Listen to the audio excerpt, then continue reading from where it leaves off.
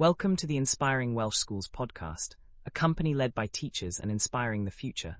Thanks so much for joining us today. And if you enjoy this episode, remember to like, follow and share, because the more teachers we reach across Wales, the better. Right. Hi, I am Ben Beaumont. I have over 21 years teaching experience. I am a senior leader and have worked in a variety of settings. Before we dive in, a quick thank you to our sponsor for this episode, www.soccersquad.uk.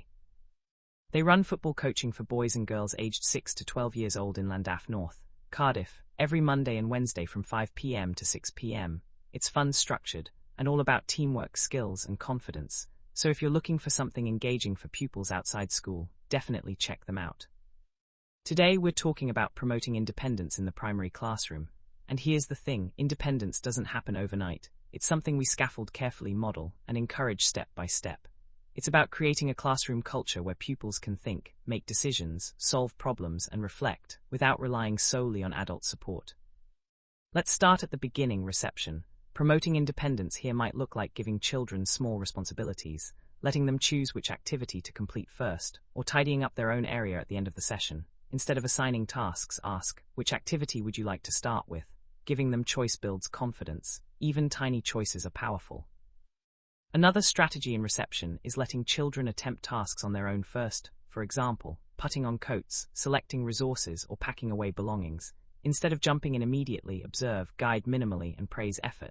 I love how you zipped your coat yourself. These small successes lay the foundation for independence and a sense of personal responsibility. Moving to Year 2, independence might mean taking ownership of learning tasks, right? Pause, you could provide a literacy task and ask pupils to plan their own approach, perhaps using a simple checklist. Step 1, plan your story. Step 2, write the beginning. Step 3, check your spelling. They have structure, but they're in charge of the process, and that's powerful. In maths, Year 3 pupils could be encouraged to check their own answers. Before asking for help, you might model a strategy first. Let's see if we can spot the mistake ourselves before asking a friend or teacher. Then gradually let pupils try independently. This builds confidence and problem-solving skills. By Year 4 and Year 5, independence can involve self-directed projects. For example, in science, pupils might plan a small experiment, decide which variables to test and record their findings. At first, you guide them with prompts and check-ins, then gradually step back, let them take control, right? This nurtures critical thinking, resilience, and self-reliance. Reflection is also key, right? Encourage pupils to assess their own learning regularly. Ask, what did I do well? Or what could I try differently next time? This habit trains pupils to monitor and evaluate their progress, without always depending on teacher feedback, and it works across all year groups. Classroom routines support independence too. Clear, visible instructions, labeled resources, and consistent procedures help pupils understand how to start and complete tasks on their own over time. Pupils know exactly what to do, and this reduces reliance on adult support, right? Now, let's take a deeper look at what Estyn has reported about independence in primary schools. You see, Estyn has been clear that independence is a crucial skill, not just for academic success, but for preparing pupils to be confident, capable learners for life, right? In their most recent inspections, Estyn highlighted that while many primary schools structure lessons well, provide clear instructions, and scaffold tasks, sometimes there is too much adult direction. This limits pupils' opportunities to make decisions, solve problems, and take responsibility for their own learning. Pupils can become overly reliant on the teacher, waiting for prompts at every step, and that can slow the development of critical thinking and self-management skills. On the flip side, Estyn reports that the most effective schools carefully balance guidance and independence. //pause / teachers model tasks, support pupils initially, and then gradually release responsibility. //pause / pupils in these schools make choices about how to approach tasks, check their own progress, and reflect on outcomes. They are confident, engaged, and willing to take intellectual risks. They ask questions, try new strategies, and persist even when challenges arise, right? Estyn also points out that independence is closely linked to wider skills development. Pupils encouraged to work independently often show stronger problem-solving in maths, better planning and drafting in literacy, and more curiosity in science. They are also more capable of managing time, resources, and collaborative work. And yes, this is exactly what we want for our learners, right? However, Estyn notes some challenges. In some schools, pupils are given independent work, but it's too constrained, tasks are overly structured, or adult support is provided too quickly. This reduces opportunities to think critically, make decisions, or take initiative. Have you noticed that in your own classroom? Sometimes we mean to help, but we end up doing the thinking for them, right? Estyn also highlights schools that explicitly teach independence. Pupils are taught strategies for self-monitoring, planning, and evaluating their work in literacy. For instance, they learn to check their own punctuation and spelling systematically before submitting work in maths. Pupils learn to approach multi-step problems step by step. Estyn found that pupils in these schools are confident, resilient, and willing to take risks. They learn from mistakes and adapt strategies, right?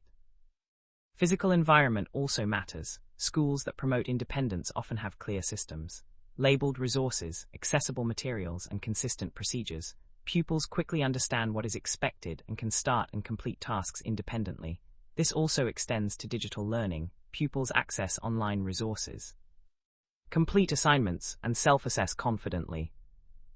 Estyn also emphasizes pupil voice, //pause//schools that involve pupils in planning aspects of their learning, choosing topics, designing projects, or selecting resources. See higher engagement and motivation. //pause//pupils feel ownership. They see that their choices matter, and this builds self-esteem and accountability. Finally, Estyn reminds us that independence develops gradually. Reception children might start with small choices and responsibilities.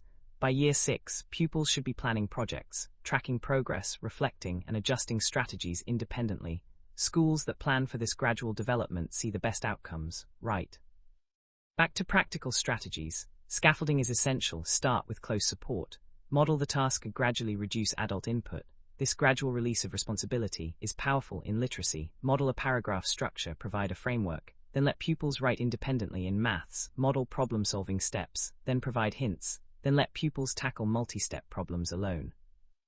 Peer support promotes independence too. Encourage pupils to ask each other first. In year 4 or 5, set up help stations, or assign peer helper roles. Pupils learn collaboration while problem-solving themselves. Choice and voice remain crucial. Pupils who make meaningful choices about resources or task approach feel ownership, and ownership drives independence. Confidence and risk-taking go hand in hand. //pause//pupils who feel capable of trying new strategies, problem-solving, and reflecting on mistakes develop resilience, critical thinking, and self-reliance, right? Mini scenarios. Reception, choose learning stations, and tidy independently. Year 2, literacy checklist to plan and complete a story independently. Year 3, self-check maths answers before asking for help. Year 4, plan and conduct science experiments with minimal guidance. Year 5, research projects with milestones, pupils track progress themselves. Year 6, peer assessment and self-assessment in group projects, pupils check and give feedback. Here's the thing, promoting independence also means letting go, right? Pupils will make mistakes, and that's okay. The key is getting them to solve problems themselves, not intervening too quickly. Independence is a journey, not a single lesson. Start with small choices in reception, scaffold in years 2-3, self-directed projects in years 4-5, and culminate in year 6 with real ownership. If you're an educational company and would like to advertise with us, or sponsor a future episode of the Inspiring Welsh Schools podcast, we'd love to hear from you. Partnering with us connects you with schools and teachers across Wales. Showcase how your work supports education. Email us at inspiringwelshschools@gmail.com. Thanks for joining me today. Promoting independence is about scaffolding, choice, reflection, responsibility, and letting go. //pause//pupils gain confidence, resilience, critical thinking, and the joy of learning for themselves. This has been the Inspiring Welsh Schools podcast, a company led by teachers and inspiring the future. Like, follow, and subscribe so you don't miss our next episode. Next time, we'll continue exploring practical strategies and professional insights to support teaching and